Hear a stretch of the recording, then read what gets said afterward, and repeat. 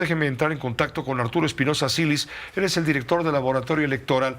Arturo, muchas gracias por acompañarnos, muy buenas noches por estar aquí con nosotros. ¿Cómo estás, Pepe? Buenas noches, me da Ar mucho gusto saludarte. Igualmente, Arturo, muchas gracias. Hoy te estamos buscando casi como una emergencia. ¿Por qué?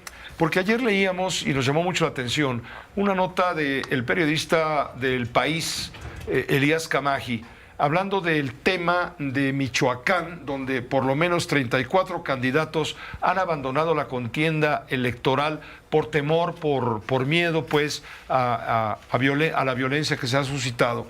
Hoy tenemos como complemento un atentado contra Jesús Corona Damián, candidato a la alcaldía de Cuautla, y también en Morelos. También hay en Morelos un movimiento de candidatos que ya no quieren, por supuesto, competir. ¿Qué es lo que están ustedes viendo? Mira, por amenazas en Morelos, una docena de candidatos se bajan de la contienda electoral. Los de Morelos, los de Michoacán, están poniendo de relieve el miedo que hay en algunos casos específicos del mapa nacional por el temor generado a raíz de la violencia, donde les va en juego la vida. ¿Qué es lo que están viendo ustedes en el laboratorio electoral? Arturo, por favor, ¿cómo te va? Claro que sí, Pepe. A ver, mira, te doy la primicia. Mañana sacamos una actualización de nuestros datos. Al día de hoy van más de 130 casos de violencia con motivo de las elecciones, exactamente 132 casos. De esos 50 casos son de personas asesinadas, prácticamente la mitad son precandidatos o aspirantes a alguna candidatura, y hay 82 casos en los que hemos registrado atentados, amenazas, secuestros e incluso desapariciones. Estamos Eh, hablando, estamos que, hablando desde junio, cuando inició el año electoral propiamente, ¿no? Desde junio. exacto. Desde junio, que fue cuando pues, se adelantaron estos procesos internos de los partidos políticos, pero realmente lo que estamos viendo es que hay una ola en estas últimas semanas muy importante, y ahorita te explico por qué. De hecho, la última vez que hablamos había 43 casos de personas asesinadas, hoy ya son 50. En gran parte de las entidades federativas están concluyendo o ya concluyeron las precampañas y está el periodo de registro de candidaturas. Y ahí es donde el crimen organizado aprovecha para incidir, para buscar generar condiciones para poner personas afines. El caso de Michoacán y el caso de Morelos, a ver, creo que hay que explicarlo. Algo de lo que hacemos nosotros es investigar ampliamente cada uno de estos casos. Al menos en el caso de Michoacán tenemos certeza que no eran candidatos todavía, eran personas que estaban dentro de los procesos internos de los partidos políticos.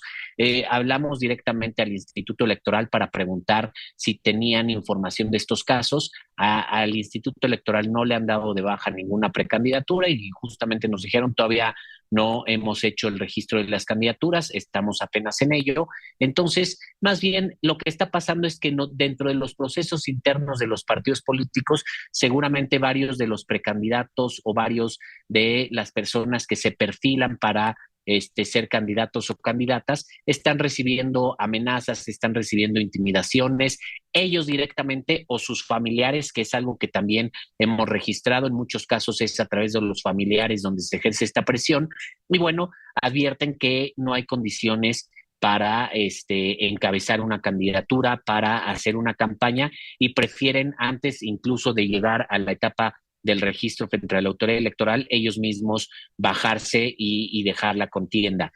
Esto es algo muy delicado porque creo que el siguiente paso es revisar en qué zonas de este país habrá condiciones, o más bien no habrá condiciones para llevar a cabo elecciones por este tema de la violencia.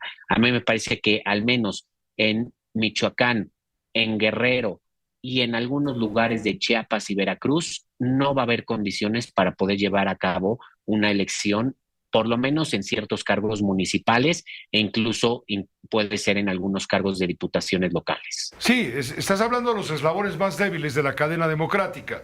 Estás hablando de aspirantes a las presidencias municipales, incluso a las regidurías, en fin, insisto, los eslabones más débiles de la cadena. Así es. ¿Habías visto antes, en elecciones anteriores a nivel federal, habías visto algo parecido? A ver, sí, a mí me parece que esto es una espiral que se viene registrando o del cual nosotros tenemos datos desde 2018, pero que cada vez se extiende más y sobre todo cada vez se acentúa más en ciertas zonas de la región. En 2018 hubo una ola de violencia importante, más de 145 asesinatos con motivo de las elecciones. En 2021 eh, no era una elección del tamaño de esta elección, pero bueno, y no estaba la presidencia en juego, pero registramos 88 casos. Ojo, en 2021 empezamos a registrar lugares en donde no se pudieron llevar a cabo las elecciones, ya sea que se suspendieron, como por ejemplo la Yesca en Nayarit, o que a la fecha no se han podido llevar a cabo elecciones como en algunos municipios de Chiapas. Lo que vemos ahora es que este fenómeno se ha ido extendiendo cada vez en más territorios, al menos de estas cuatro entidades que te menciono: Guerrero, Michoacán, Veracruz y Chiapas, en donde las condiciones para celebrar las elecciones realmente están muy complejas y lo primero que estamos viendo es que quienes aspiraban a una candidatura prefieren ya no continuar buscándola porque no hay estas condiciones, este mínimo de garantías para que puedan hacer una campaña en libertad y para que pueda haber una elección en libertad. Arturo, muchas gracias. Gracias por permitirnos esta comunicación con la audiencia del Grupo Fórmula. Alarma todo lo que tú estás diciendo, sobre todo porque no hay un mapa de riesgo político-electoral, porque eso corresponde, en cuanto a sus funciones, a la Secretaría de Protección Ciudadana del Gobierno Federal. Y manejar un mapa de riesgo en estas condiciones sería reconocer que existe justamente un riesgo enorme, lo cual suele ser minimizado o incluso ocultado en su magnitud por el propio gobierno. Así es, Pepe, exactamente como tú lo dices. Todavía esta semana el presidente declaró que no era un problema grave el de la violencia en las elecciones, que se estaba exagerando y lo minimizó por completo. Creo que eso es algo preocupante porque lo primero es reconocer que sí hay un fenómeno de la violencia asociado a las elecciones y que está impactando en algunos lugares de manera muy importante, al grado que no se sabe si va a poder haber elecciones en esos municipios, al menos. Estaremos pendientes mañana del estudio difundido por ustedes, por Laboratorio Electoral, para darlo a conocer también aquí en este espacio. Buenas noches y gracias. Gracias, Pepe. Muy buenas noches. Gracias, Arturo Espinosa Silis. Él es director del Laboratorio Electoral